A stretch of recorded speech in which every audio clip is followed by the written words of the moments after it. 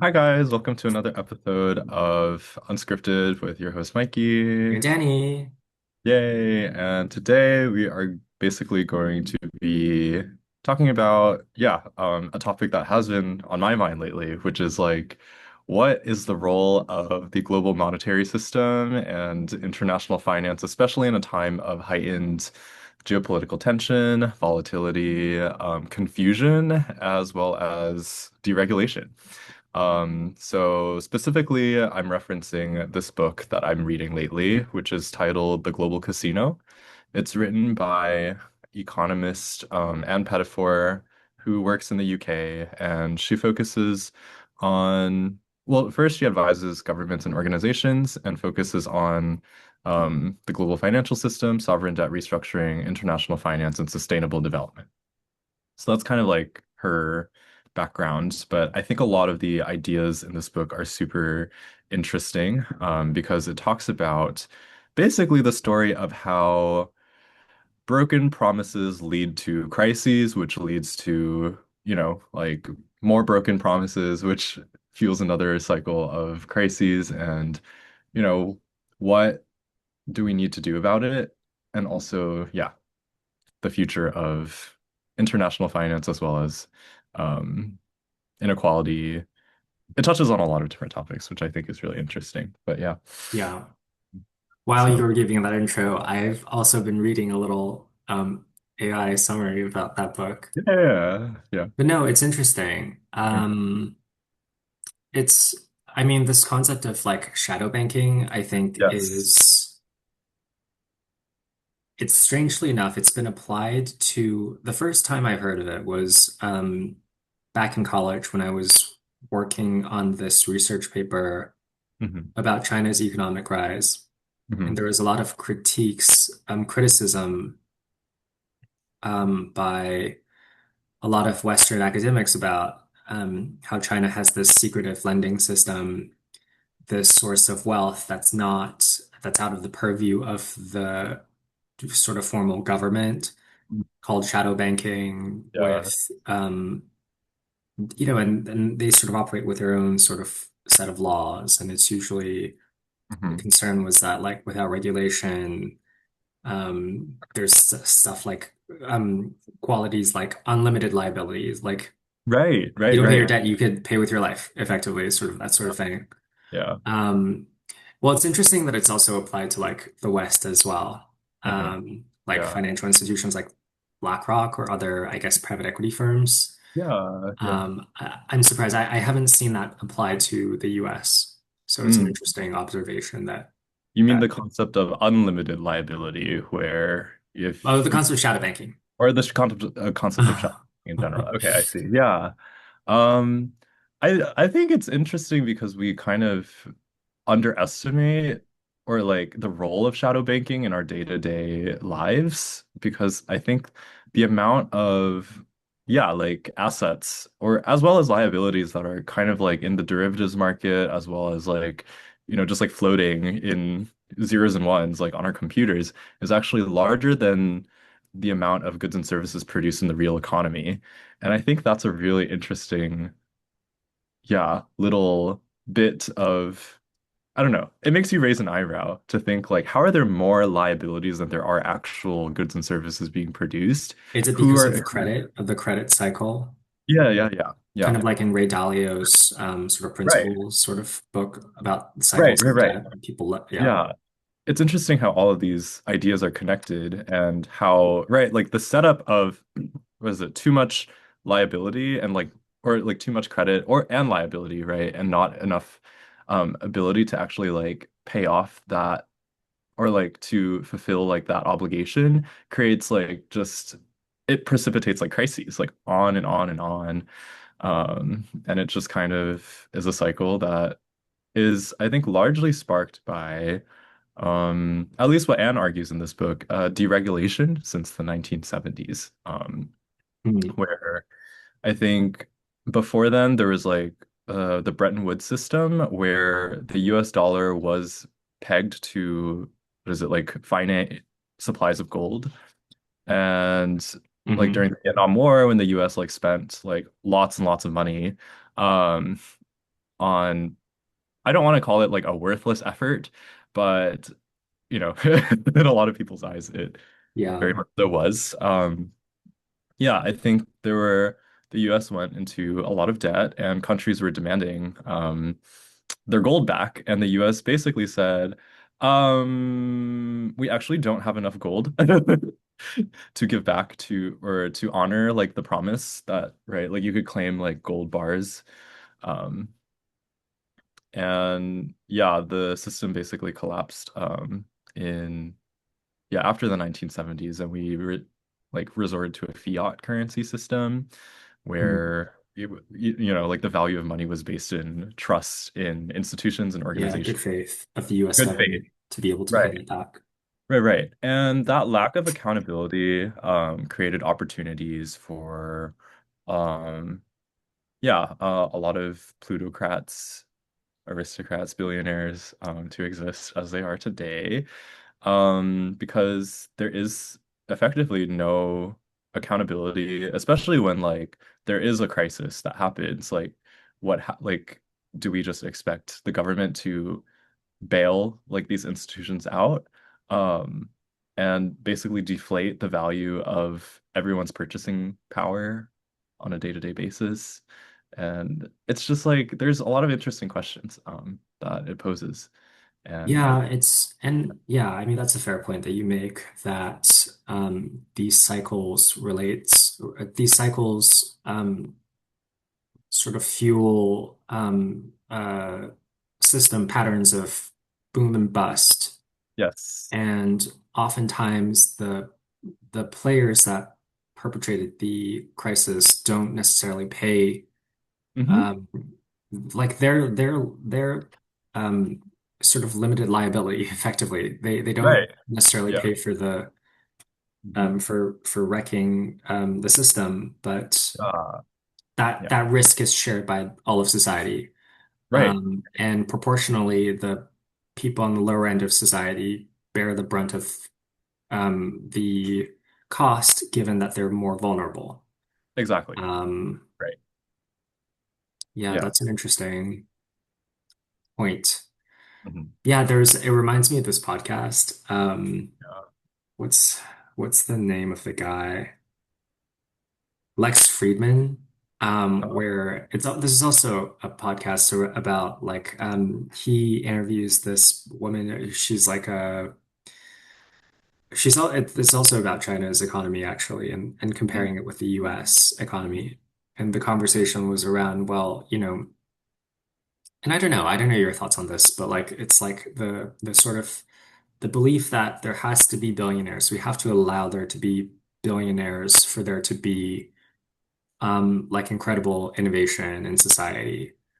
Oh, That so it's kind of like that the trickle without down economics argument, but except with not innovation. trickle down, but it's more of like you have to allow people to be very rich for their maybe it is trickle down. You have to be but it's more focused on innovation, right? What creates a Mm, society that mm, generates like really incredible, cutting edge scientific discoveries. mm, And their sort of understanding of that is really wealth, that to allow hyper wealthy people in society to exist means that that society will in turn be able to create um, billionaires that have the wealth and the privilege and the power that they do. What are your mm. thoughts on that, actually? Do you think if the society was more equitable, socialist, that it hurts innovation? I feel like it depends on the implementation, the zeitgeist, and also the attitudes and also like the desire and the will and the commitment of the people to create kind of that vision. Because obviously, I think there is a world where like, we can tolerate billionaires existing so long as like, I think what really matters is the ramifications it has on everyone's daily life. Where sure, like maybe billionaires could exist, in a world where it really doesn't affect the lives of like everyone and wealth is merely just like, a representation of it's not so much so tied to like our most basic and essential needs, but more so like to, I guess, like this more abstract concept of value, where, everyone, for instance, like, like the idea of like universal basic income, if everyone had their needs met and there is still this like kind of like extreme inequality, it's almost virtual and it doesn't really impact, I guess, like, every like world hunger and like, it doesn't cause people in a world where billionaires don't actually like extract resources and cause people's lives to struggle. I think that is a potential world where innovation can thrive so long as it's just merely a representation of like their ideology, like subscription and strength of their belief in ideology. Um, and but I feel like it's different when, right, the lives of so many people and the survival of so many people depend on like the very small decisions that billionaires can make. So I think it's less so tied. I think it's obviously possible to have more innovation in terms of like, the struggle to survive creates like creative solutions to this, right? Like this will to live, basically. Um, Yeah, I but mean, I it, guess you have two opposite ends of the spectrum where yeah, one end's the free market end. There's people that believe that you have to have this sort of dog eat dog sort of condition. right. This hyper These competition hyper that competition where incentivizes this quote unquote innovation. it's life or death, effectively, that Yeah, will really push people to do things that mhm. they physically otherwise would not do You're if right. the conditions were better. Right. But the thing Um, is, I don't think everybody is motivated by those same survival instincts. And I think that it is also a detriment to innovation in some senses as well. I don't think it's black and white, but yeah, it's, no, yeah, no, that's fair. right. Yeah, and I think there is a middle ground between, two ends of the spectrum, the sort of billionaire VC side and the sort of socialist, public, mission-driven Yeah. sort of society side. Yeah. Um, and maybe now we're teetering a little bit too far to the left. I mean, there's a lot of conversation today about like Ezra Klein came out with a podcast.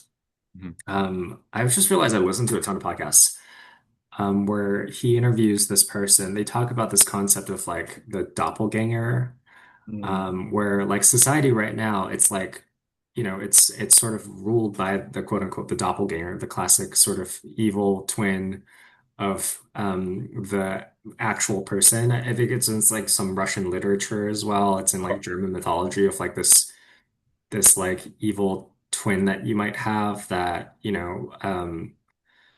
uh, attempts to sort of replace you effectively. Mhm. That like sort of politics is sort of exhibiting this sort of thing right now, where this strange sort of um, uh, I don't know, the caricature almost of like I think a decade ago we would have thought the current administration this would have been some sort of a caricature of like a political system Mhm. has taken has gained power. Mhm. And so it is kind of interesting. And Mhm. I'm just kind of, describing kind of what the conversation was about, but this concept is sort of interesting. Mhm. Um, but it's also it's allowed it's sort of brought into existence in part by the um, I guess intent and support of the wealthy, the powerful, the billionaires. Mhm. Right. So it is interesting to see how um, wealth is helping to slowly shape um, our political system Yeah. in Yeah. our day-to-day lives. Right, right, right. The oligopoly, so to speak, or I don't know. I think like, it's interesting that we live in a time where money and power both intersect. Where, like Well, it it's all always intersected, but it's always intersected. Yeah. it's never been at this sort of zenith, this sort of prominent, like Yeah, unabashed, right, right. Hmm. yeah. Yeah. I mean like I definitely think that, right, like this relationship has never been as strong as before, where, right, like it has the ability to impact like so many people's lives, where in the past it maybe wasn't as relevant and it was I mean, money is always relevant, but it's more about the social contract and what we I feel like in the trust. past it was more silent. It was more Yeah, sort of in the background, like you right. couldn't Right. see. It was more discreet. Uh-huh. And today it's sort of brought painfully like to the forefront. Not to say that it's all to the forefront, just like I think Yeah. there's more boldness and brazenness in the way that money is used to influence Hmm. political decisions, Right. policy, Right. in a way that just wasn't, it was sort of almost like unheard of, like, yeah, a decade ago. Yeah. And maybe intentionally unheard of a decade ago because that was when like these policies that were incentivized by money was the most vulnerable, right? Whereas now it's like it's no longer as vulnerable because we have almost given up. Like, What do you mean uh, it's vulnerable? Like it's more likely to fail in the yeah, past? yeah. In the past, I think if we had known, right, like in the past that wealth inequality was accelerating as rapidly as it is now, I think, politicians, when they did have more power to make decisions, like regardless of, how much bribery they were taking on, like could have I'm not saying like, it's no longer possible to change, but I'm just saying like it's a lot more easier now to be influenced by, I guess, like corruption. I think the thing is like lobbying has always been there, right? Like I think there's always been sort of an uneasy relationship between capitalism, Mhm. between corporations Mhm. and political leaders. Yeah, or at least Um, in the past it was a lot more discreet and more strategically so, oh, and now it's just yeah. ever the more maybe it's just I guess Well, like now I think, yeah, I mean, now certain players are very, very vocal and very active. And I mean, I'm sure others are still being very discreet, but right. the sort of spectrum has widened, I think, Mm, in recent developments, recent years, recent times. right. Um, Yeah. yeah. Yeah. Anyways, what's the solution? What's her sort of Yeah. Well, her solution is for markets to be regulated so that crises don't continue to unfold the way that they are, and that not just corporations, but institutions and I guess like people who do have the position to influence like, right, everyone's daily lives don't make such risky decisions that, would debilitate, right, like the entire world and expect, I guess, like okay. governments. Basically, it's like the argument is we've deregulated the economy like a little bit too much now, and right, like we can only bail out, right, like mistakes only like so much before like we need to start, you know, taking more calculated risks and also Okay. like the repayment of debt more seriously because right now Well, yeah, it's I mean the debt burden is just yeah. it's also interesting that this Yeah. we weren't able to pass legislation to kind of reduce the deficit. Uh-huh. Yeah. Yeah. So it's So, I mean, what's her sort of recommendation for like, I think well, not just the deficit, but also like I guess like, what's her recommendation? I guess two parts for reducing the wealth gap, because, it's quite yeah. extreme and I'm sure Yeah. she's against that. And Yeah. number two, like reducing the federal deficit. Yeah. I think the way or actually, well, I'm only in the middle of the book. I haven't fully finished it Oh, yet, but I think like it was like basically reverting back to or like restructuring the system so that instead of like having a floating exchange rate where capital could like move without friction across like the world, where basically like like people in power could just like take it wherever they want to and basically corrupt an entire like domestic economy when things go awry and then like bring all of those resources like to a different country. There would be more controls on the flow of capital. So there would be a fixed exchange rate, almost similar like to the Bretton Woods system in the past. Um, so that was like kind of like what she was hinting at. I'm not exactly sure if that really like is the direction that, would be the most beneficial. Mm. And then the other solution, I think that I don't think she specifically proposed for like wealth inequality per se, but I think it is like kind of reversing, right? Like we're having taxes on capital gains for, extreme holders of wealth. So I think those were kind of the two solutions that I gleaned so far. But Does she want to tax wealth, like not just the capital gains, but also the like principal amount invested? I don't actually know what her stance on that is, but it's just this is kind of like it's a mixture of both. I Hold think on, the I'm asking. yeah. Yeah. Okay. So we'll see. So she says, while taxing wealth is pro-growth and necessary, it's not the silver bullet. Her stance is that wealth taxes often fail Mm. because they move money offshore to shadow banks. So Right. Okay. you would want to first do two things before you are able to really quote unquote tax the rich. Mhm. Um, so capital control, so laws that regulate, restrict how and when vast sums of money can leave a country, keep Right, the right, right, wealthier right, right. Okay. So onshore. that part I was like, yes, I Yeah, understood. Yeah. um, and then introduces company the concept of money velocity, Mhm.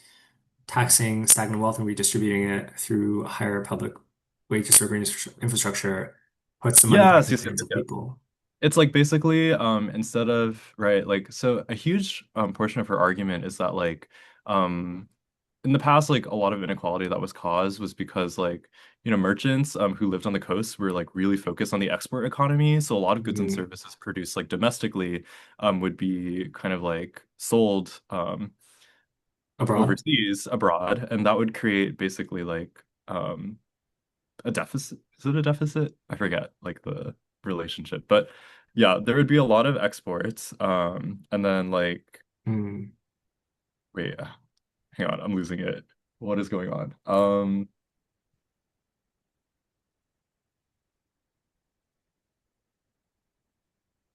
Yeah, basically like people who were like part of like key industries that were responsible for export ended up getting massively rich at the expense of the domestic economy. And that was kind of like the premise of it's related to like globalization and whatnot. Mhm. Um, yeah, so it's kind of like, yeah, anyway.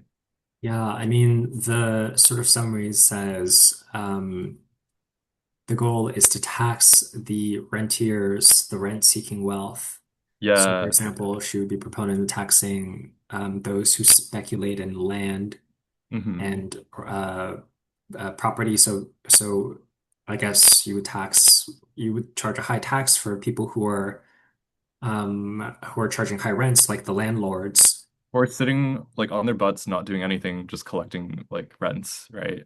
Um, Yeah, so that's, but then, yeah, yeah. So yeah. I guess if you speculate on land, you try to sell it for a high amount, you're successful. Hmm. You would probably, I mean, I guess you would support taxing the Hmm. person on the sale, I guess the gains on the sale of the land. Right, right. And Yeah. then a financial transaction tax, which is a tax on every bet made in the global casino. So, like, I guess any sort of trade that you Mm-hmm. make Yeah. cross-border, I guess, on Right, financial securities. right. And that could slow down dangerous high-frequency trading. Hmm. Interesting. Yeah. Yeah, because I think a lot of instability that she proposes is caused like in today's economy is a lot of it due to speculation, overvaluation. I mean, I'm still confused as to why there's such a currency mismatch across all the countries. Yeah. Yeah. Like Yeah. you would think in our such well-connected world today that you know an apple in Japan would Costs the cost the same as same an as an apple. apple Right, right, right. in Yeah. Yeah. United States, but Hmm. Yeah. it doesn't. I mean, even in the US, it's so Yeah. vastly different. I was looking at real estate recently Hmm. just for fun. Yeah. Northeast. a standard, I think like I realized like when you're looking at homes, a lot of standard homes are 3 bedroom, 2 bathroom. And Mm, just looking really in that category, that's kind of the bread and butter of the American home, like the classic, from yeah, what I can see. right. And the sort of average home in the Northeast Hmm. is like 700 to 900. I mean, that's Hmm. pretty standard. Like it's nothing special.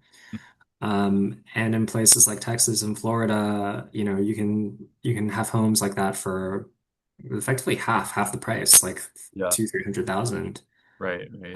400, maybe 500, a little bit on the more pricier side, but you Hmm. know, the yeah, the cost differential is insane. Yeah, yeah. Um, and it's interesting, Hmm. Yeah. interesting how markets work. Yes. I think this book is a great conversation starter about, yeah, power, money, equity, the distribution of power, and yeah, I don't know, just Great. yeah. Sounds like a great read. I, Yeah. yeah, Yeah. maybe I'll do an AI deep dive on it So if you go have ahead. time. Yeah.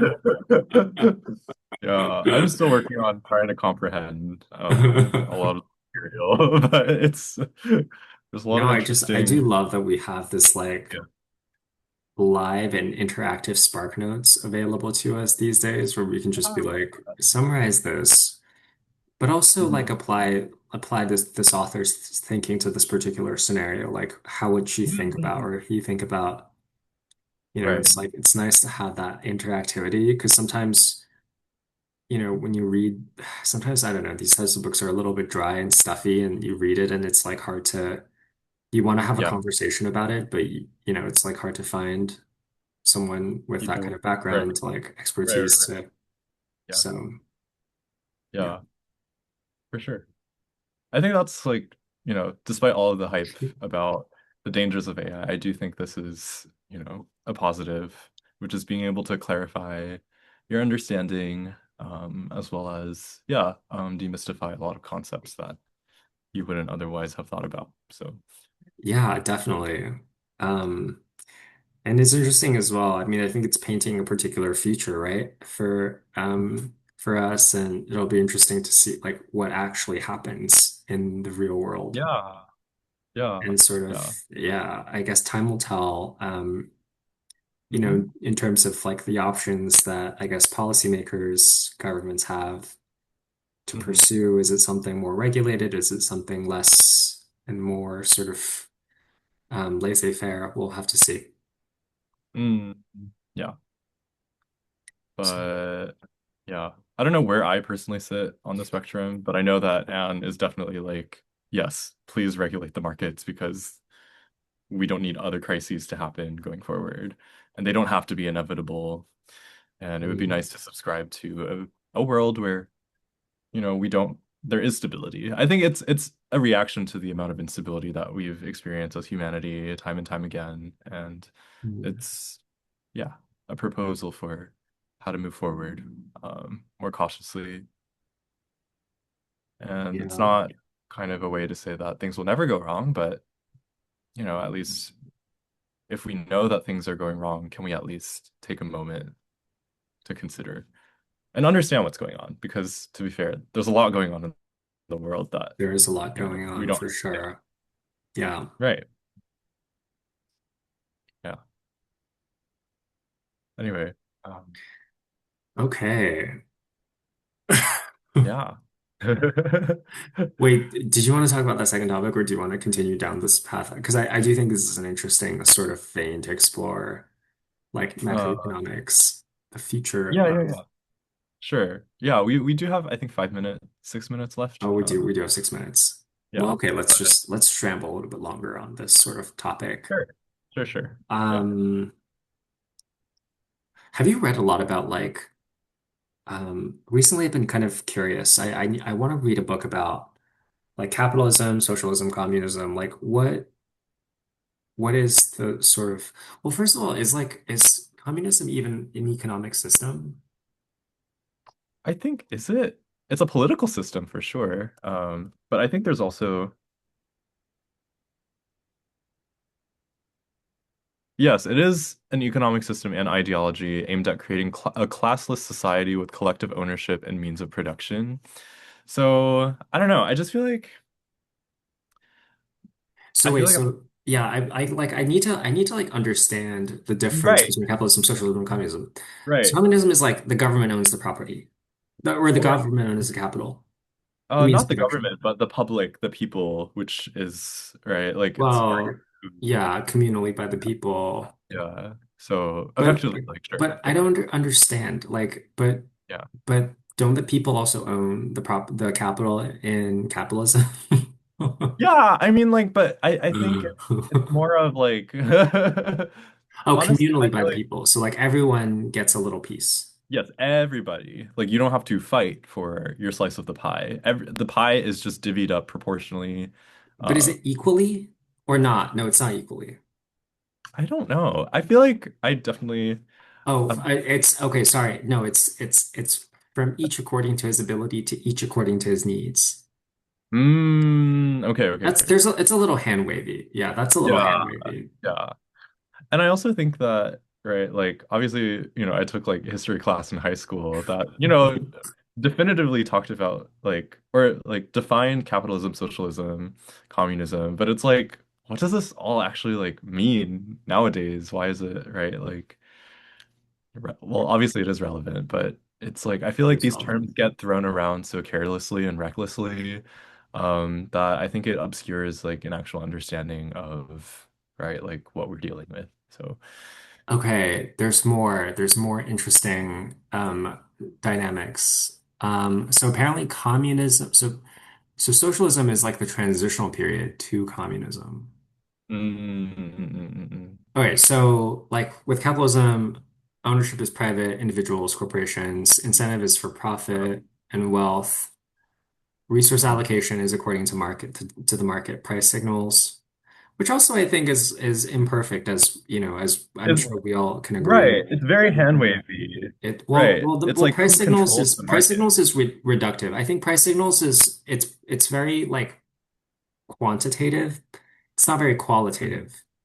Yeah. Um, and then class structure is distinct classes, owners versus workers. That's quite sad. Yeah. Mm, yeah. Communism, ownership is the entire community, no private property. Incentive Mhm. is contribution to the collective good. Resource allocation is central planning or communal agreement.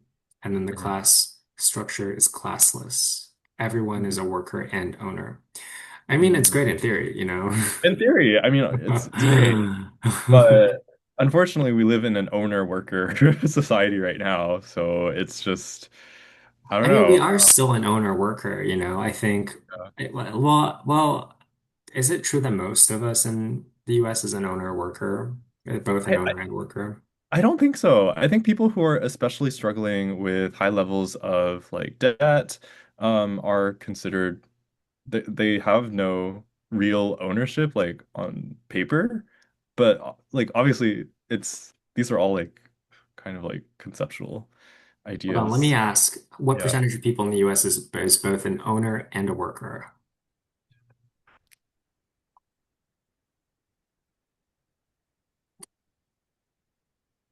Pure owner workers, they say it's 10%, but that's like they're defining ownership as self-employed freelancers, small business owners. I see. Oh, and then hybrid employee owners is 8 to 20%. These are, Hmm. I don't know what ESOP is. These are ESOP participants, so like, example, workers with equity. Oh, okay, okay, okay.